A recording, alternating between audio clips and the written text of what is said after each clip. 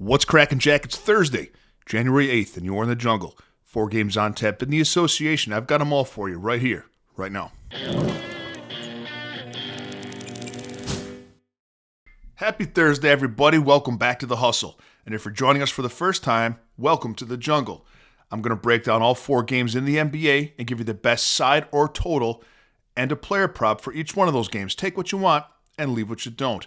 If you'd like to bet exactly what I'm betting, there are 2 ways to do that. The first way is to purchase my $5 favorite play of the day. And for just $5 and no further commitment, you get my best NBA bet of the day text to your phone. Yesterday's play was Miles McBride of the Knicks over 13.5 points and assists. Congratulations to all who cashed. The second way is to become a Jungle member. And as a member, you get my full betting card, everything that I bet in all sports, sent to your phone every single morning.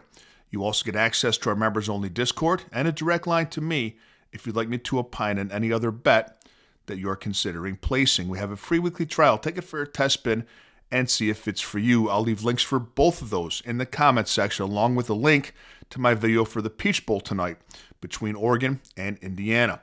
Today's video is brought to you by Outlier.bet, the top name in sports betting research, and by Red Lobster. Join us nationwide March 3rd at all locations to celebrate Richard Grieco Day. Yesterday's video was enriched with good advice. The video plays went 16-7. Our selected plays went 2-2. We hit on Yegor Doman over points. We hit on Miles McBride over points and assists. We missed on Aaron Gordon over points plus rebounds, and we missed on VJ Edgecombe over points plus rebounds. Both of those were right there in the fourth quarter. It was looking like a 4-0 sweep, and the blowouts got the best of us. Today's journey begins in Charlotte with the Pacers catching 3.5 points, taking on the Hornets. The over-under listed at 230.5. Indiana has lost 13 straight games, bless their heart, and they're 1-16 on the road straight up this season.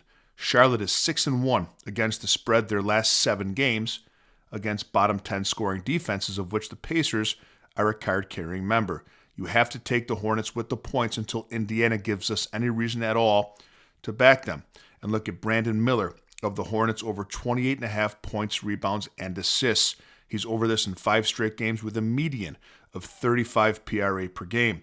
He was questionable in last night's game. He was available. They chose to hold him out because it was the front end of a back-to-back. With other players logging minutes and volume last night, should be a big day for Miller. Cleveland plus 2.5 at Minnesota. The over-under is 239.5. Both teams come in fairly healthy. Minnesota's in great current form. Winners of 3 straight and 7 of their last 10. Minnesota's a top 10 scoring defense, allowing just 114 points per game.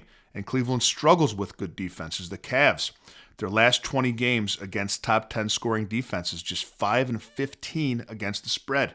Minnesota, 13-6 straight up at home. Cleveland, 8-8 on the road. I would lay the short number with the Wolves and consider Ant-Man Anthony Edwards to score 30-plus points.